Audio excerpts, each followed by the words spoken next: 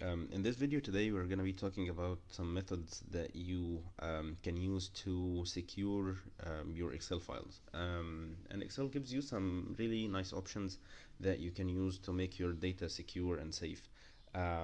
So this can be done in three levels. The first level is to um, limit the ability of people to make changes to your file. So if you have the file done with all the formulas and the formatting and everything, and you want to make sure that nobody's gonna mess up with what you made, you can let people use the file without changing anything in it. Just maybe put an input and then get the output without changing anything in the file other than their input. The second level is to see what formulas that you put on your file. So you may let people use the file, but they do not see the equations that you put and the formulas that you put. And in this case, they can put the numbers as input and get some numbers as output, but they have no clue what kind of equations that you used in this file. And the third level is to limit the people's ability to open your file. So it's not available for anybody to use. Only people with the password can open the file. So to understand more how this stuff work, I wanna give this in an example. And it's a cool example actually. So this file is one we made in one of the videos in this series. I think it was video number 11. I'll put a link to it in this video anyways. Um, and in this video, we showed that you can calculate the vapor pressure of a component by the knowledge of the temperature and the type of component. And you have here list a table with more than 400 components. Each one has the Antoine A, B, and C. And from the Antoine equation, you can calculate the vapor pressure. And to be able to calculate the vapor pressure, you need to enter the temperature, which is going to be entered here. And we showed in that video that you can make a drop down list, and from the drop down list you can choose the component, and then you use the VLOOKUP formula to pick up the material Antoine constants A, B, and C from the table, and instead of going back and forth and finding the component. Um, so all the details were in this video in case you want to know more how we did this. But what I want to be focusing on today is that you might have this file on a public computer, and you might make this file for people to use. So you just want the people to make changes to this cell, which is the temperature, and this cell, which is the component name, which is actually the two inputs that you want to know so that you can calculate the vapor pressure. And to make sure that the file will be working effectively, you wanna confirm that the cells that you have in the calculations done in are not gonna be changed by anybody. So let's say somebody by mistake is going right, instead of pressing right he pressed 0, and then everything is messed up, the whole file is ruined. And you will experience people who do not have experience in Excel, or they're not familiar with the file, so it's very probable and very likely that these people might mess up everything without they I mean by mistake.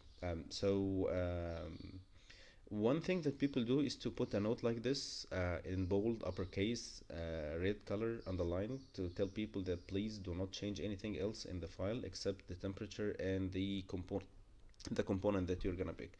But it's not very effective way, because it's not everybody can like spend time to read the notes that are put here.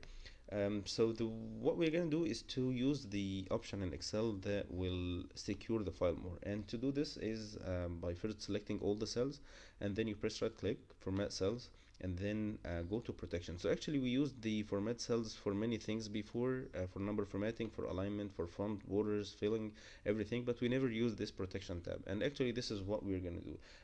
So the protection gives you two options. The first is to lock the cell, which is actually to not let people change anything in the cells.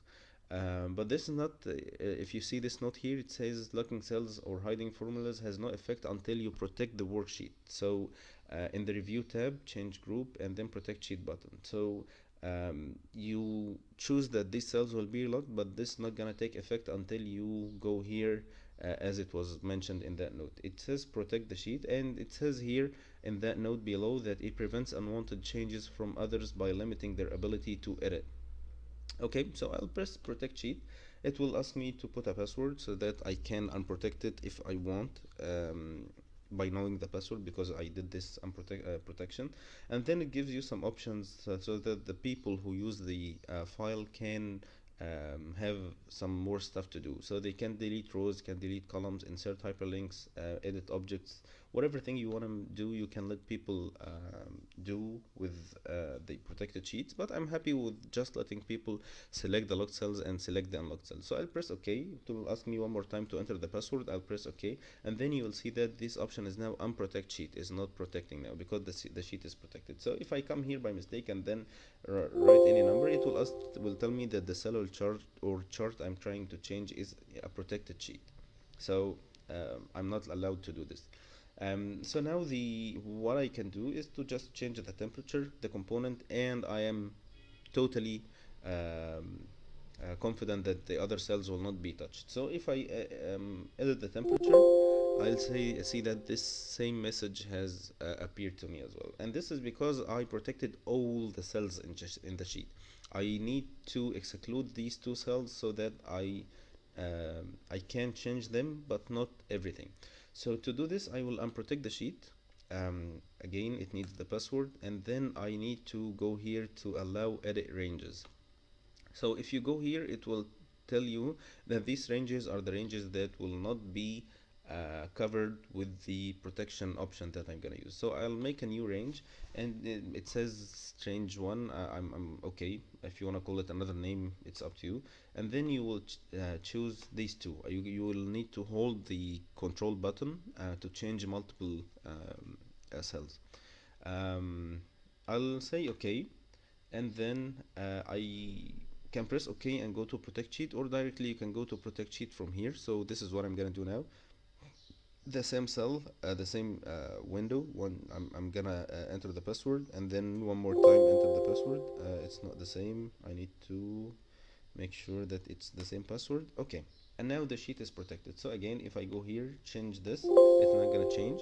But if I go here, change the temperature, it will let me change the temperature. If I go here and choose another material, it's gonna let me choose the other material. So it's now way better than before. I can only change these two cells which are in red, which is the input that I need to enter, but I cannot use or edit anything else. So this is the first level of security. But the second level of security is now when I select any of these cells, I'll see that I can see the formulas here.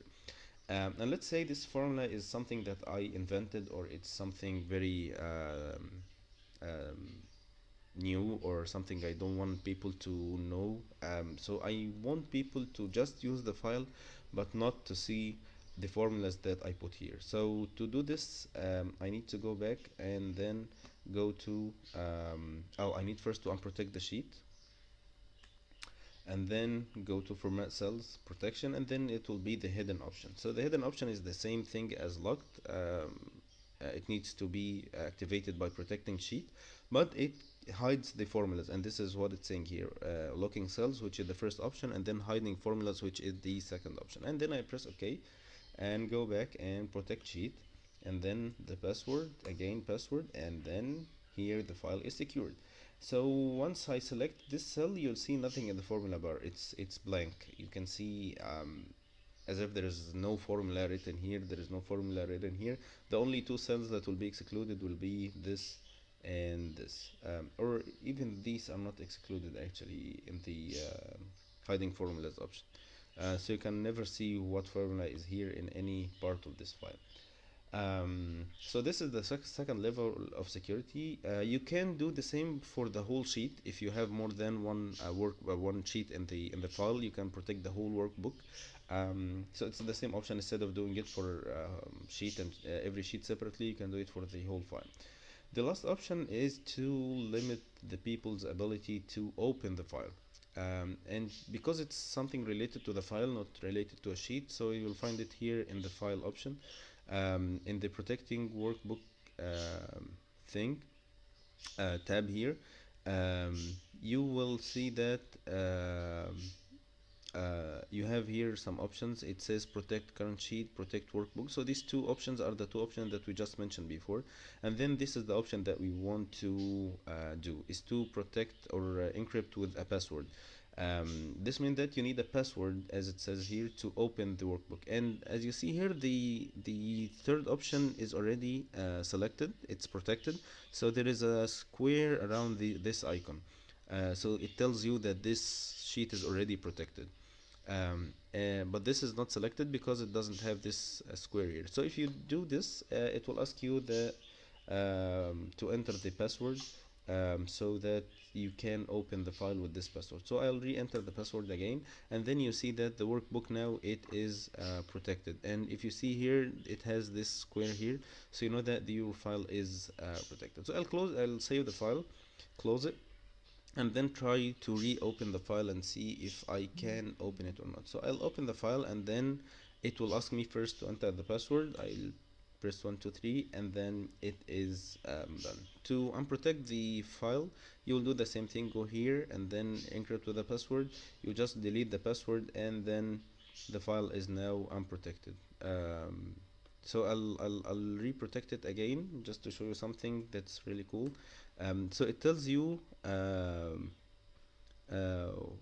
what is required to open the sheet. So it says the password is required to open the workbook, and then one or more sheets in the workbook have been logged to prevent unwanted changes to the data. So it tells you from the very beginning what kind of security measures are taken. So the file is secured by a password, and this sheet is secured by a password as well from making changes.